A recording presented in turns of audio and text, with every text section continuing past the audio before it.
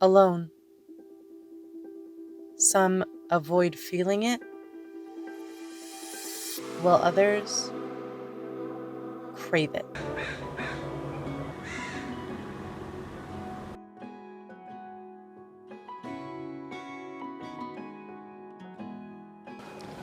Sometimes driving on a dirt road can feel like you've been driving forever. So when I was here today, it seemed like, is it really possible that this entire pile of shoes got removed? But no. This is the infamous shoe tree on Vancouver Island. And I never really knew what it was here for. Upon seeing this in memory of sign, I did believe that maybe it was started as a memorial for this Ryan person. But upon researching when I got home, I was really not able to find too much. The main information that I have been able to come across is that apparently the tree was started as a joke in the 1970s of people just leaving shoes there. And in 1989, one man just started putting more and more there, and he even left a bag of nails and a hammer so that passersby could hang up their shoes. It's quite the sight to see. So, the cool story is I found the spot that I had in my head. I'm pretty, like, it has to be the spot that I had in my head. It looks exactly like it. Well, almost exactly like it. Enough that, like, my memory would have changed it, you know. The only thing is that it's way more shaded. And the other place is like, it's kind of just like right, even though it's in the middle of nowhere, it's right in the open. And I do really like that. And this is the only spot, I just drove around the whole thing, this is the only spot that has a little beach access. Obviously that means if anybody else shows up.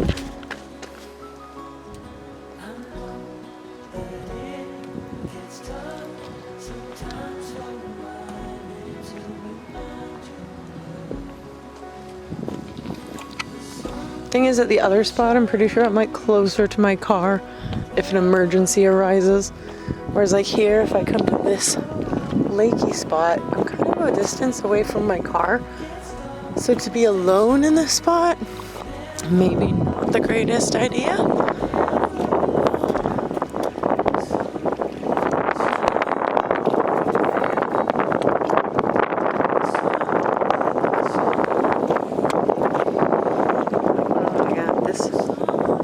So friggin' pretty. If I had a tent and someone with me, I would just camp right here.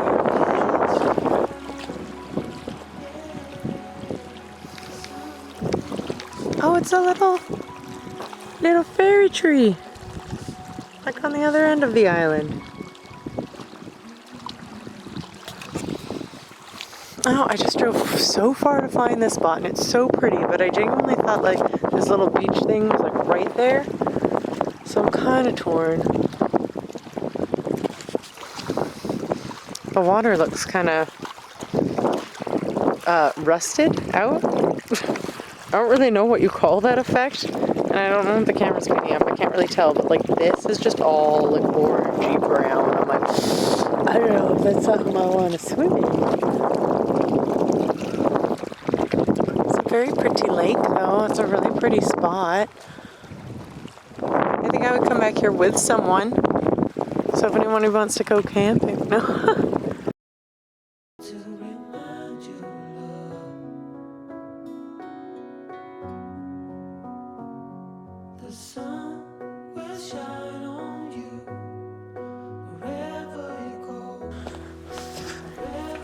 This is such a pretty area.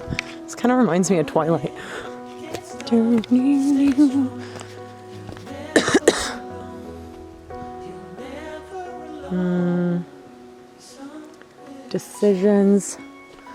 Decisions.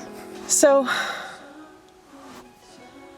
my predicament is, I think, that After spending last night at the actual campsite, I kind of know that having a picnic table is going to be really beneficial. I think I would prefer to have a table, which that's where this site wins.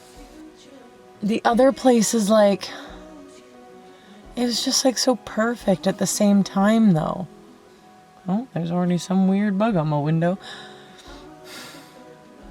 I think a lot of my fears and decision making right now just stem from like, okay, well, in reality, I probably have just a high chance of a bear being here as at the other spot. Equally high chances. We got the lake right there, very forested.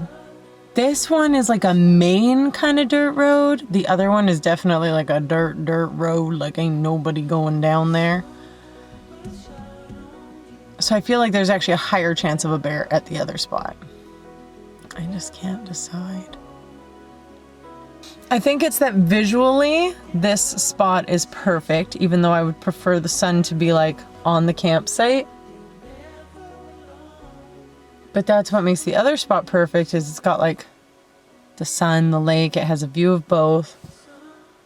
That's the thing, if I'm here, am I really gonna wake up at 5 a.m. and go all the way to there?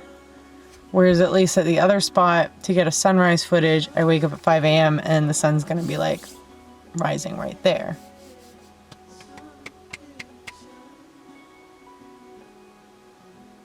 There's a robin like running towards my vehicle. He's got a little wormy in his mouth, I think. Oh god, that glare is awful.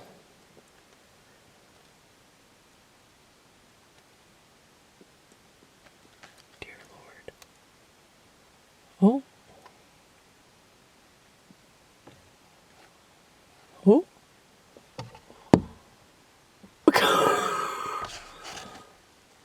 What a dude.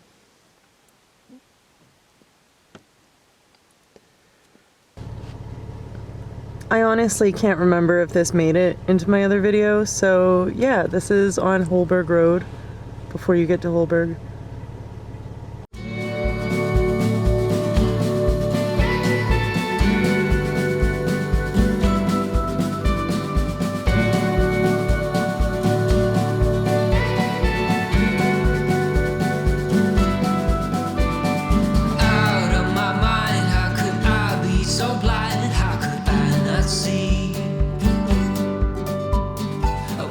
On the floor, looking up, wanting more. This is so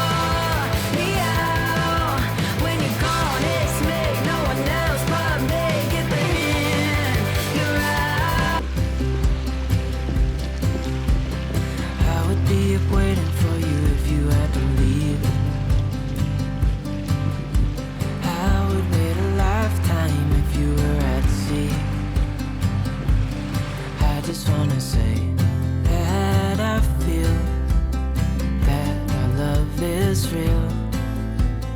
Maybe we should hurry up and seal the deal. Oh, oh, I just wanna love you right.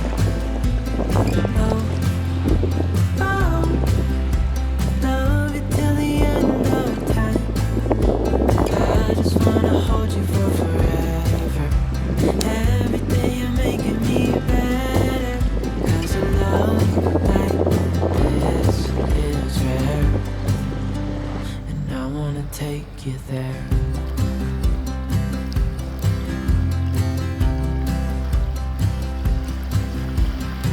I would give it all away to do it all again. Make our love a story that would never end. Never thought I'd feel so alive, looking in your eyes. I just wanna love you till the day I die. Oh, oh, I just wanna love you right. Oh, oh, love you till the end of time. I just wanna hold you for forever. Every day you're making me better. 'Cause a love like this is rare. And I wanna take you there. If I'm gonna love somebody, I just wanna love you. If I'm gonna love somebody, I just wanna love you. If I'm gonna love somebody, I just wanna love you. If I'm gonna love somebody, I just wanna love you. Oh, oh, I just wanna love you right. Oh, oh, love you till the end of time. I just wanna hold you for forever. Every day you're making me better. 'Cause a love like this is rare. And I wanna take you there. When we wake, hear the birds and see the sun. Side by side our fears are done. Oh, the good times just begun. Oh, we know what we have, let's hold on tight. Found what we're looking for in life. Call us crazy, but things are finally right. With you and I, the future is bright.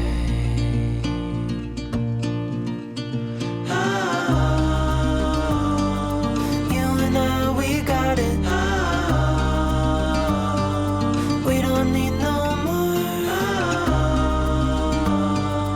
Even in the hard times, you and I can weather any storm. Before I sleep, hear the crickets, see the moon. Side by side and through. No limit to what we can do. Oh, we know what we have, let's hold on tight. Found what we're looking for in life. Call us crazy, but things are finally right. With you and I, the future is bright.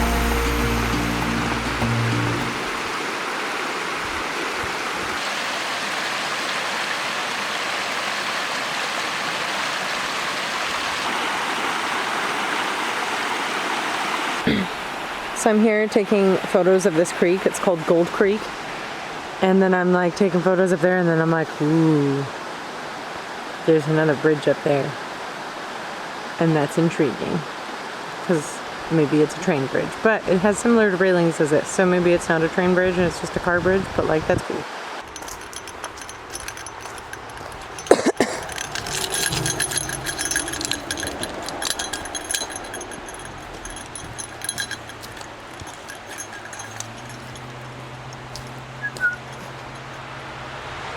thought those were dirty knickers. They might be dirty knickers. Jesus Christ.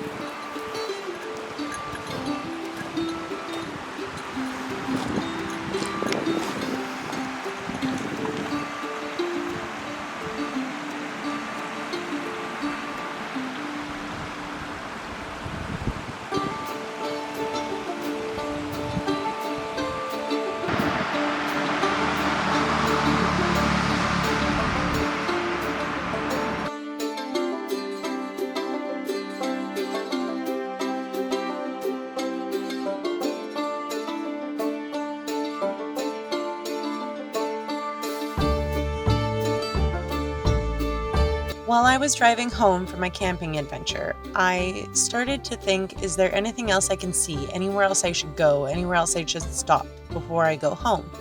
And I remembered my dad telling me about an abandoned boys detention center. And I'm going to tell you right now, we did not make it there, but there is quite the interesting story alongside this, and I did not get it on camera, so I'm going to just tell you guys the story. So years ago, when my dad first told me about this place, I did go to check it out. It was fully fenced in. It had cameras up, and I was like, okay. Turns out it is now a school for Koreans learning on Vancouver Island, and I think that that was really cool and interesting. Of course, I'm not going to go in there.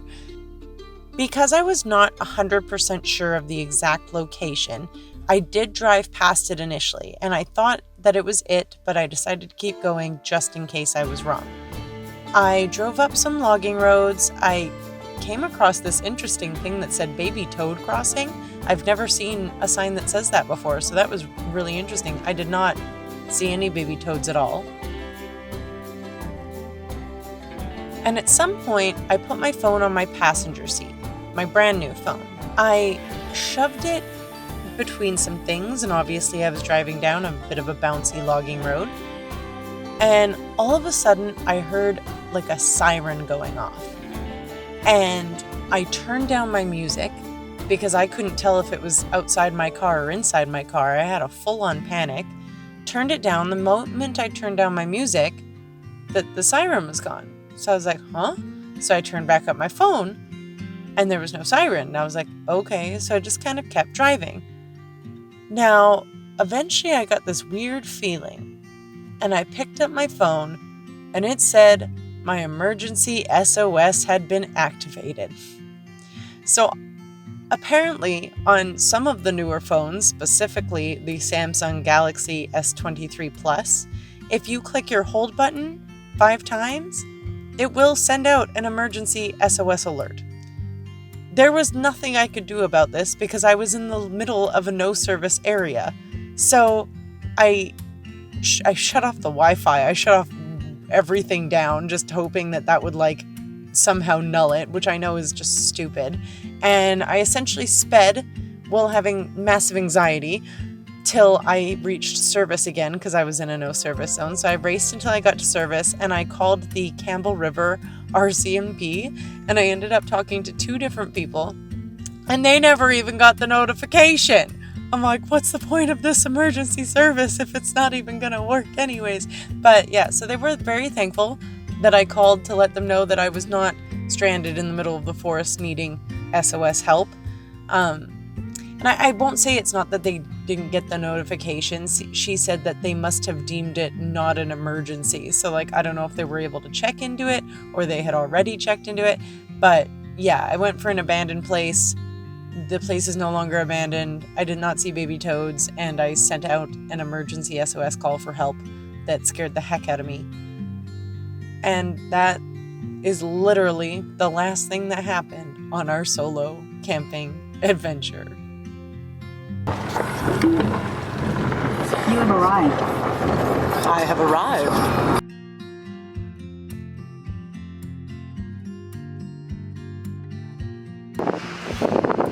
I'm basically a pro now at this.